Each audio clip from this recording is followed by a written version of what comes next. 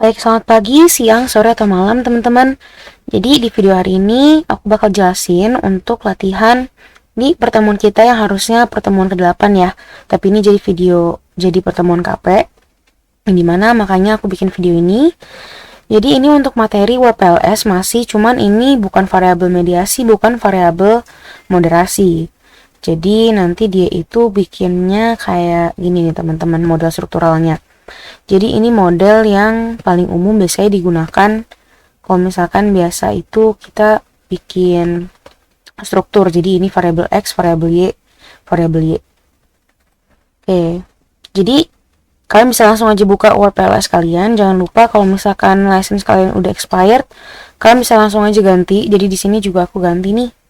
Jadi tahun 2024. Nah, jadi kita bisa langsung aja ikutin panduan yang ada di modul, yang dimana ini di halaman 139 di modul ya. Kalian bisa buka aja di modulnya. Kemudian bisa dibuka juga untuk PPT-nya ya, pengenalan WordPLS. Oke. Sekarang kita bisa langsung aja ikutin step by step di sini. Pertama, sama kayak di materi yang variabel mediasi sama variabel moderasi, kita mau proceed to use software dulu. Oke. Kemudian kita bisa langsung aja proceed to step 1. Terus di sini itu disuruh create project file dengan nama latihan 1. Nah, nanti ini kan nggak dikumpul ya teman-teman. Jadi kalian bisa langsung aja ikutin step di situ. Create project file. Terus bebas kalian mau masukinnya kemana.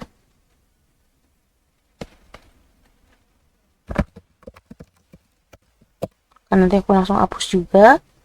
Terus klik OK. Terus kita bisa langsung lanjut ke step 2. Di step 2 kita mau read from file. Terus kita mau cari filenya ya. Aku itu filenya di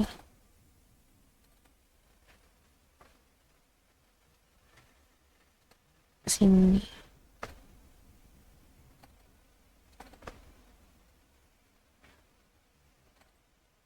Kalian juga bisa download dari Teams sama ada dari WA juga ya teman-teman. Nah, terus pastiin dia itu dalam bentuk all files gitu, biar kalian bisa ketemu yang bentuknya Excel. Kalian pakai yang ini ya, latihan 1 WordPLS. Kalau udah, kalian klik OK. Terus ini kuncinya sabar ya teman-teman kalau pakai WordPLS.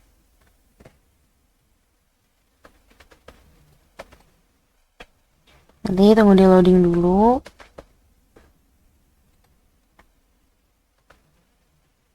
Nanti kalian klik save, klik OK.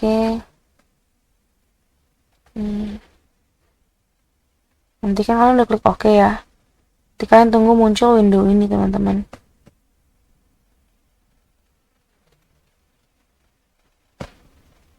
Nah, ini baru muncul. Oke. Sambil buka-buka modulnya, nanti dia suruh langsung klik finish aja. Next, terus finish.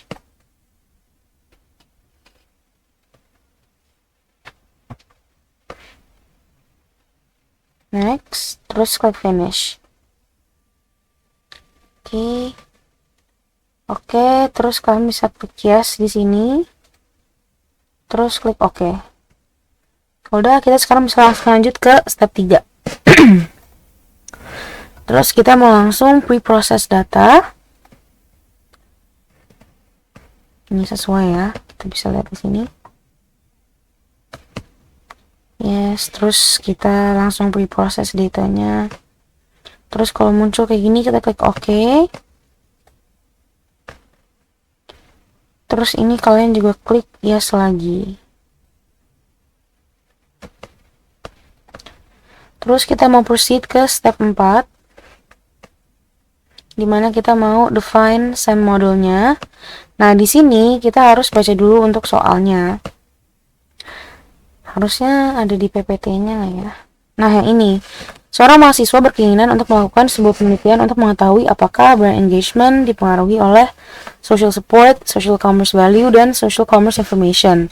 Selain itu, mahasiswa tersebut juga sekaligus ingin menguji pengaruh brand engagement terhadap co-creation intention. Data penelitian yang diperoleh mahasiswa tersebut disajikan dalam Excel latihan 1 tadi ya. Jadi kita itu bikinnya semua ini kan variabel independen semua ya, variabel independen mempengaruhi brand engagement, terus brand engagement memengaruhi co-creation intention. Jadi hasil bakal seperti ini.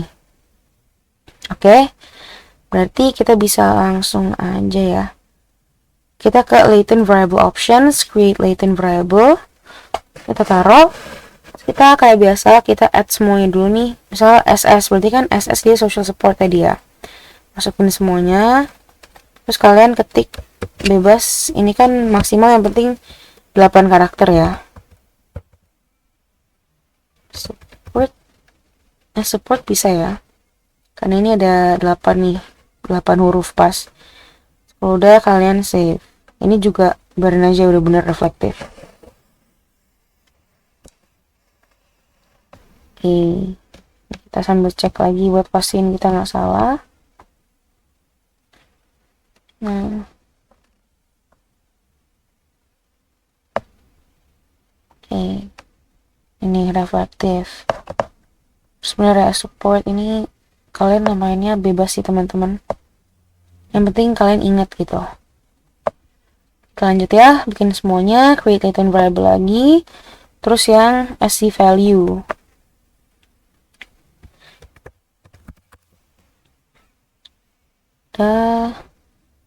Tambahin lagi, add semuanya, terus kita namain lagi sc apa nih, sc information.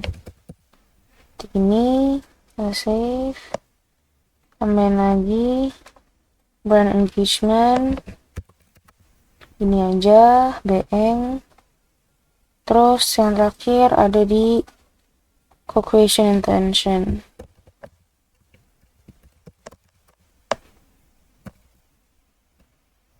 Apa ya dia namainnya? Oh, co-create ya, udah kita samain. Udah save. Nah, kalau udah kayak gini baru kita bisa bikin untuk direct linknya. Jadi harusnya ini juga udah bener ya. Kalian ingat jangan terpacu di contoh ini, lebih ke baca soalnya. Kan brand engagement dipengaruhi oleh social support, social commerce value, sama social commerce information. Berarti kalian bisa langsung aja nih kalian bikin linknya. Oke. Karena berarti nih misalnya kayak gini, sc info mempengaruhi brand engagement kayak gitu. Ini kalian bisa rapiin aja. Yang penting panah-panahnya bener sih teman-teman. Terus selanjutnya juga dari soal, dia itu selain itu dia akan menguji pengaruh brand engagement terhadap co-creation intention. Berarti dia itu juga ada panah atau hubungan dari brand engagement ke co-creation intention kayak gini. Bener gak? Bener ya? Itu. Kalau udah, kalian bisa langsung aja ke model options, terus kalian save model and close. Udah, ini kalian diamin aja. Kalian tungguin. Terus kalian ke step 5. Yang dimana kita itu harus perform SEM analysis.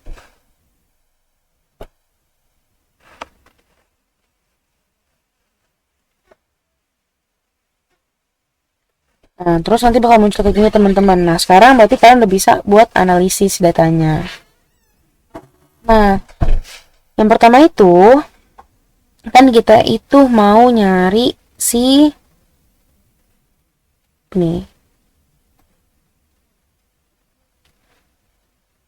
uji validitas konstruk, yang dimana kita ada loading factor. Yang pertama, loading factor lihat itu di mana. Nih, ada cara-caranya ya. Sama juga kayak pas kita belajar variabel mediasi sama variabel moderasi. It's salah. Oke. Jadi kita mau ke view, terus view indicator loadings and cross loadings, terus view combine loadings and cross loadings. Terus yang kita mau lihat adalah ini ya. Kita mau lihat apakah nilainya itu lebih dari sama dengan 0,7 teman-teman. Kalau misalkan dia lebih dari 0,7 maka datanya valid. Namanya juga uji validitas konstruk ya, makanya valid. Terus AV, kita mau lanjut nih yang AV ya. AV berarti kita mau close nih. Ini close aja, udah beda. Kita mau lihat ke sini view. Terus kita mau ke ini nih, yang view latent variable coefficients. Nah, terus nanti muncul di sini AV, nanti ada namanya juga di sini persis. Nah, ini nih. Kalau ini kita mau lihatnya dia itu lebih dari sama dengan 0,5 enggak? Kalau misalnya lebih dari sama dengan 0,5 maka dia itu valid. Untuk masing-masing variabel. Kemudian ada discriminant validity yang dimana kita balik lagi ke yang tadi, kita close aja. Kita balik lagi ke view yang combine cross loadings tadi ya. Ke indicator loadings and cross loadings, terus view combine loadings and cross loadings. Terus kita mau lihat masing-masing dari variabel ini di setiap baris ini apakah dia itu paling besar dibandingkan angka di barisnya. Jadi 0,818 lebih besar nggak dari semua angka di sini? Bener ya, karena ini minus 0,14. Kalau minus-minus ini pasti dia lebih kecil dong. Berarti si 0,818 ini udah angka yang paling besar. Ini juga 0,2, 0,007, jadi udah jelas. Jadi kalian lihat per baris. Nanti kalau misalkan dari semua ini, misal dari semua yang social support ya, dia itu semua ini lebih besar atau lebih dari semua angka ini, berarti kita bisa langsung bilang dia itu valid kayak gini dibikinnya. Oke? Terus kita bisa langsung lanjut ke uji reliabilitas konstruk, yang dimana di sini ada composite reliability, Cronbach's alpha, dan udah itu ya, dua itu. Yang dimana kita bisa lihat itu dua-duanya di view dan view latent variable coefficient sama. Composite reliability lihatnya di sini, yang dimana kalian itu lihat apakah dia lebih dari sama dengan 0,7 atau enggak. Dan buat Cronbach's alpha juga dilihat apakah dia lebih dari sama dengan 0,7 juga. Kalau misalkan iya, berarti dia reliable datanya. Jadi kalian masukin untuk setiap variabel. Jadi ini cukup mudah ya untuk yang uji reliabilitas konstruk. Oke, sekarang kita mau ke uji goodness of fit model. Ini juga masih di tabel yang sama. Kita mau lihat R-squared-nya. Kalau R-squared, kita lihat angka ini ya teman-teman, 0,628, 0,564. Kalau misalnya 0,628, kalian bisa kayak biasa ya. Kan dia kan brand engagement nih ya, kelihatan. Berarti kalian bikin nih. Artinya variasi variabel, besarnya variasi variabel yang di sini yang mampu dijelaskan oleh variasi variabel as value dan SC information adalah sebesar 62,8%, sedangkan sisanya adalah 37,2%, yaitu selisih antara angka ini dengan 100%, merupakan kontribusi variabel lain yang tidak dibahas dalam penelitian tersebut. Ini juga sama untuk yang co-creation intention, tapi bedanya dia itu yang mampu dijelaskan oleh brand engagement aja, karena kan tadi seperti strukturnya ya, kan dia itu hanya dipengaruhi oleh brand engagement. Jadi untuk si R-squared penjelasannya juga kalian cukup bikin dia itu variasi variabel co-creation intention yang bisa dijelaskan oleh variasi variabel brand engagement aja sebesar berapa. Sama ya kesimpulannya intinya. Terus buat Q squared ini sama ya tadi di sini nih Q squared. Dia itu artinya kalau misalkan yang ini brand engagement artinya variabel independennya yang memengaruhi dia memiliki kekuatan prediksi yang kuat terhadap brand engagement, yaitu sebesar 62,9%. Kalau misalkan satunya untuk yang co-creation intention dia juga sama, dia juga kuat ya. Yang dimana yang memiliki kekuatan prediksi itu adalah si ininya yang memengaruhi dia, yaitu si brand engagement. Gitu. Oke. Sekarang kita lanjut aja ke uji hipotesisnya teman-teman. Di sini kita mau langsung balik aja ke WordPLS-nya dulu. Terus kita mau lihat, kita mau close dulu nih ya. Kita mau lanjut ke bagian pengujian hipotesis ya.